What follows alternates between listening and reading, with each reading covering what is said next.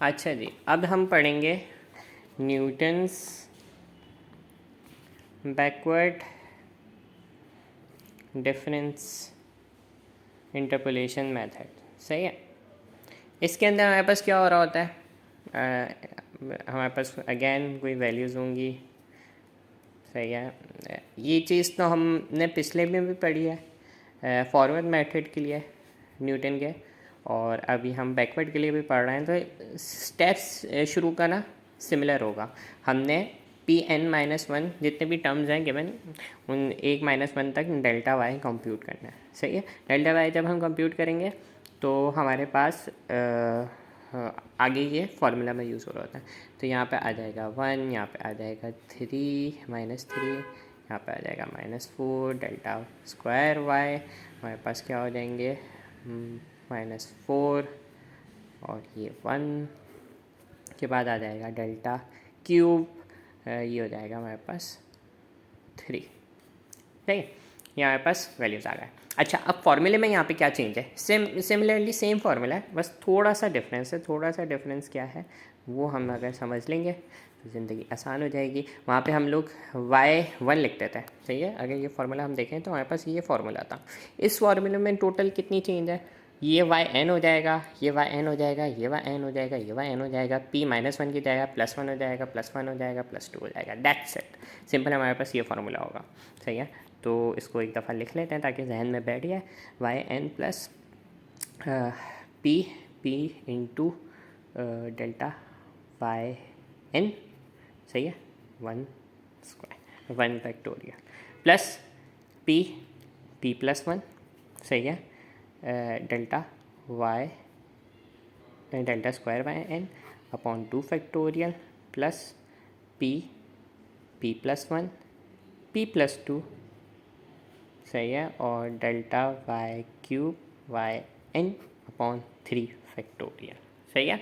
इस तरीके से हमारे पास फॉर्मूला आ गया। अच्छा, अब इसमें एक जहाँ हमने ये चेंज किया, ऑब्वियसली वहाँ ये छोटा जो p है इसके अंदर भी चेंज आएगा। हम वहाँ इनिशियली क्या कर रहे थे, x1 से माइनस कर रहे थे x को, तो यहाँ पे xn से माइनस कर देंगे, h सेम रहेगा। तो हमारे पास क्या हो जाएगा, x इज़ बेसिकली x हमारे पास क्या है, x है 12.5 और y के लिए हम कंप्यूट कर रहे हैं 12.5, यानी वही टाइम उस फॉर्मेट में गिवन है हमें। अगर r के तो हम कन्वर्ट कर लेंगे 1230, बेसिकली वो बोल रहा है 12.5 कर दिया इसको। 12.5 माइनस xn क्या है 21 है।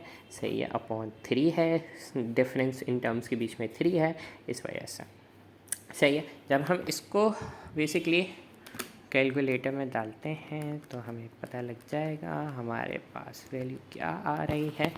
-17, ये हो रही है -2.833।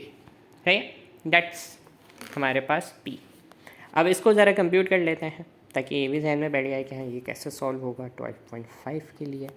yn क्या है 30 है, 30 लिख देंगे। p क्या है -2.833। Okay, multiply by y n. सही है। अब y n is basically not 1, last value देखनी है, लास्ट वैल्यू देखनी है, लास्ट वैल्यू देखनी है, तो -4 आ जाएगा। सही है। अपॉन 1 फैक्टोरियल है, लिखो ना लिखो एक ही बात है, लिख देते हैं ताकि फार्मूला जहन में रहे हमारे। 2.833 2.833 +1 ब्रैकेट क्लोज 1 आ गया अपॉन हमारे पास क्या है 2 फैक्टोरियल। सही है। प्लस 2.833 माइनस में है, माइनस में है, माइनस में है। सही है। 2.833 माइनस नहीं, ये प्लस हो जाएगा। 2.833 माइनस में है, प्लस आ गया। और इधर यहाँ पे yn 3 हो गया, 3 ये हो गया। सही है। ये हमने बेसिकली फार्मूला लिख दिया। अब इसको जब हम कैलकुलेटर में डाल देंगे हमारे पास, पहले तो मैं अपने वेरिएबल को अपडेट करा लूँ। मैंने a के अंदर इसकी वैल्यू स्टोर कर ली। अब देखें लास्ट टाइम हमने ये फार्मूला यूज़ किया था, y1 डाल देते ना, यहाँ पे हम y को अपडेट कर दिया, yn डाल दिया 30। सही है। हमारे पास ए था वाई एन, इसमें हमारे पास अब चेंज हो चुका है, -4 आ चुका है। ए -1 की बजाय A+1 हो जाएगा। यहाँ पे -4 नहीं है हमारे पास, यहाँ पे हमारे पास है 1। तो यहाँ पे हमने 1 लिख दिया है। यहाँ पे भी +1 करेंगे, यहाँ पे -2 को +2 करेंगे। मैं पुराना वाला फॉर्मूला अपडेट कर रहा हूँ बेसिकली। तो जब हमने ये किया, हमारे पास होल्ड A+1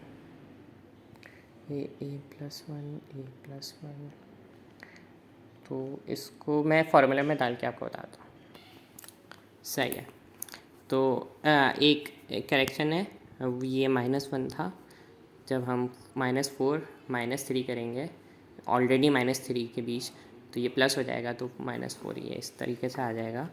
तो हम बेसिकली जब y लिख रहे होंगे, y², यस, तो यहाँ पे ये -1 हो जाएगा। ये करेक्शन हम कर लेते हैं फॉर्मूले के अंदर भी।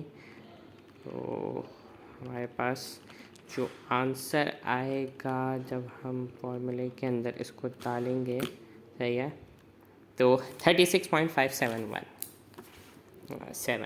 तो 3 डिजिट्स में अगर हमने लिया इसको, तो ये 36.572 हो जाएगा। हमारे पास लास्ट वाले क्या आया था, 36.573572। That's basically simple. हाँ, तो एक रिकैप कर लेते हैं। फॉर्मूले में क्या है, हमारे पास लास्ट वैल्यू सबसे पहले आएगी, प्लस करेंगे p yn बीच में प्लस आ जाएगा हर टर्म्स के बीच में, नीचे फैक्टोरियल +1 होके हर बार एक टर्म ऐड होती जाएगी, तो वो 1 का फैक्टोरियल, 2 का फैक्टोरियल, 3 का फैक्टोरियल। तो ये इसमें बस ये होता है लास्ट वैल्यूज़ हम लेते हैं, लास्ट। और न्यूटन्स का अगर हम फॉरवर्ड मेथड देखें तो इसमें पहली वैल्यू लेते हैं, 1 - 4 3। सही है। और इस फॉर्मूले में क्या चेंज है, वो इनिशियल वैल्यू से स्टार्ट करता है, ये लास्ट वैल्यू से स्टार्ट करता है। ये p -1 हो जाता है, ये p +1 हो जाता है। और p जो होता है वो x - x1/s से निकलता है। यहाँ पे p कैसे निकलता है, x - xn से निकलता है। That's it. ये हमारे पास न्यूटन का बैकवर्ड मेथड था, डिफरेंस मेथड।